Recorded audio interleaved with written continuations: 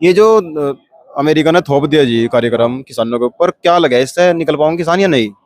आंदोलन होगा तो निकल पाएंगे, लेकिन जब देश की सरकारी बिजनेसमैन हो और वही खुद समझौते कर रही और वहां से डिक्लेयर हो रहा है, ये डील नहीं डिक्लेरेशन है, एक तरफा कार्रवाई।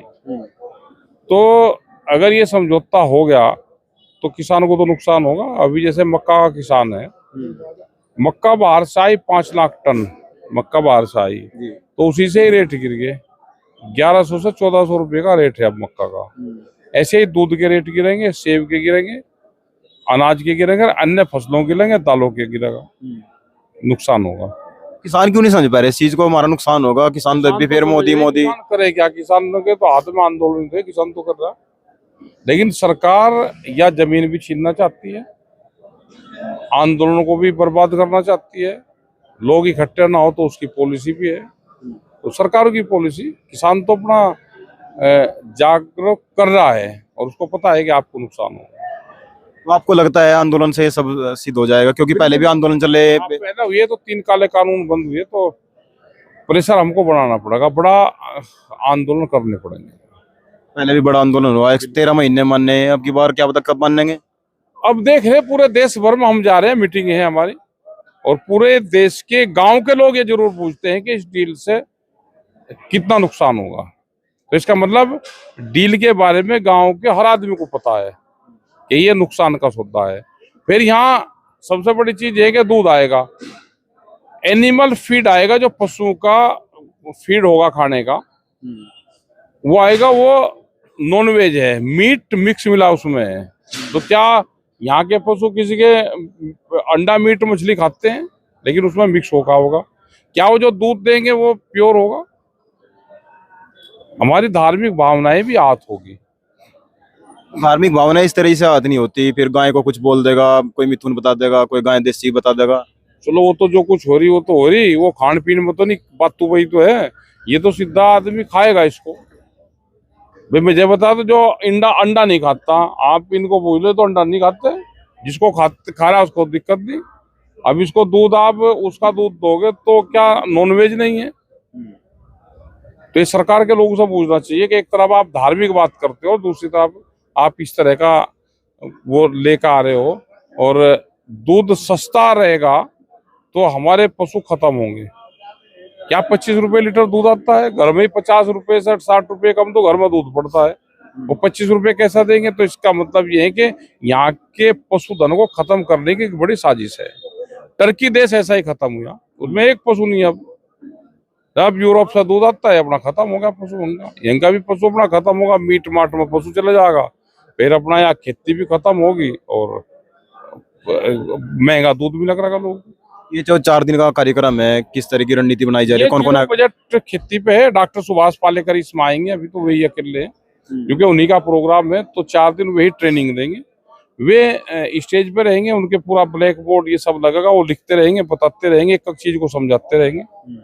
और उनके 22 से शुरू होगा, 23, 24 और 25 को 2 बजे से समापन हो जाएगा। सवाल भी कर पाएंगे किसान?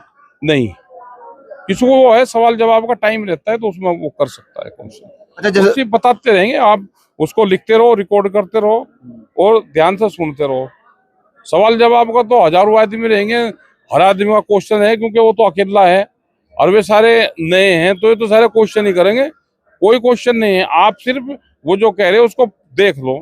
सवाल जवाब का टाइम होता है, आप उस टाइम पे क्वेश्चन पूछ सकते हो। अच्छा, फसलों की नस्लों की बात होती है, सारे किसान नेता फसलों की नस्लों की बात करते हैं। अभी एक बयान जारी हो रहा है, उसमें नस्लों की बात हो रही है कि अब की बार ईद पर हम होली खेल लेंगे, खून की होली खेल लेंगे।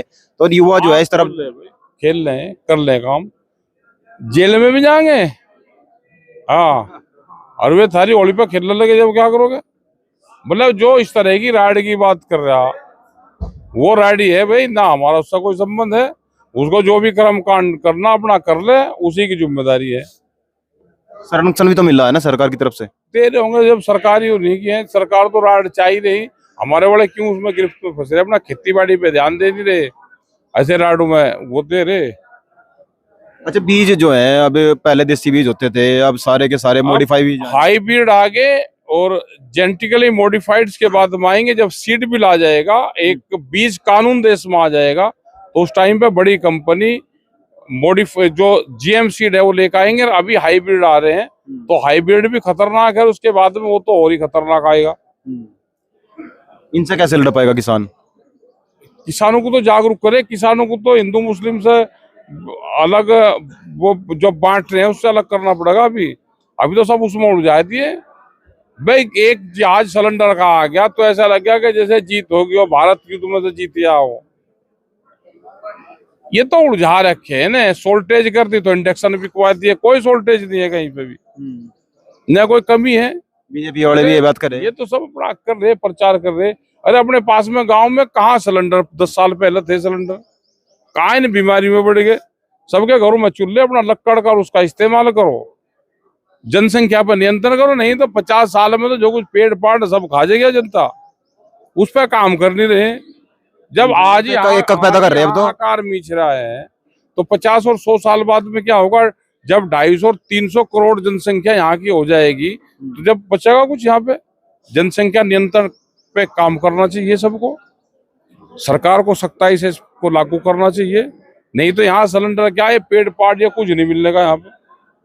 क्या लेबर बनेगी इस देश में? क्या हमारे लोग जैसे पहले अंग्रेज लेके गए कि गन्ने की खेती करवाने के लिए, और वे अलग अलग जगह लेके गए, क्या इन देश में से ये लेबर पैदा कर रहे हैं हम यहाँ पे? तो विदेश भी तो जा रहे हैं युवा, इसीलिए जा रहे हैं क्योंकि कर रहे हैं विदेश, तो ये वहां से इंजीनियर बनकर आ रहे हैं। तो क्या कर रहे हैं वहां पे विदेश भाई? अगर जो काम विदेश में कर रहे हैं अगर वो यहाँ पे कर ले, लेबर का काम भी तो कर रहे हैं। या तो पढ़ लिख के वो है वो कर रहा है काम, नहीं तो लेबर का काम कर रहे हैं। पैसे भी तो ज्यादा है ना विदेश में। चला जा, तू भी चल जा, यहाँ क्या कर रहा है? तू भी राउंड लगागा। अच्छा, जो ये इशू नहीं है, इशू हमारे ये है कि हम अपने देश को कैसे बचाएंगे, इशू हमारा ये है। मैं बीजों के लिए बहुत सारी चीजें पढ़ी हैं। जो जितने भी हाइब्रिड बीज हैं सारे के सारे दोबारा अब ऐसे बीज आएंगे कि दोबारा फसल ही नहीं ले पाएंगे हम उनसे। भाई समझ में तो आनी चाहिए ना। बांझ बीज लेकर आ रही कंपनी, बांझ आदमी तो घर में रह जा, तो उसको भी घर से बाहर काट दे। अगर तीसरी नस्ल को कोई रखता हो तो बताओ। बांझ बीज यहाँ पे दे रहे हैं, तो अभी समझ में नहीं आई क्या? समझ जाना चाहिए सबको।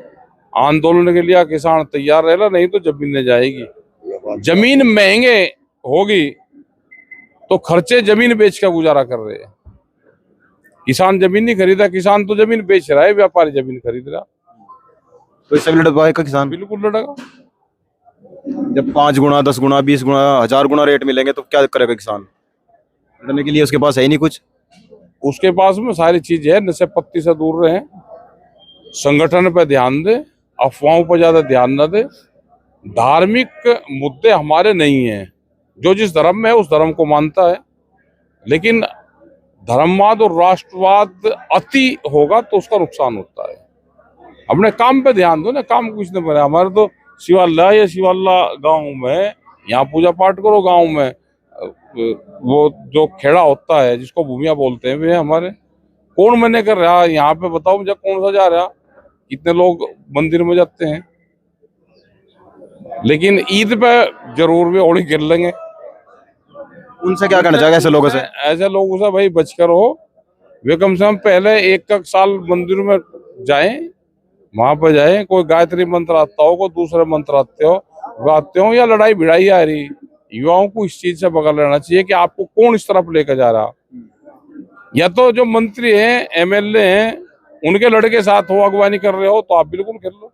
उनके बालक है, उनके बालक तो पढ़ेंगे शहरों में।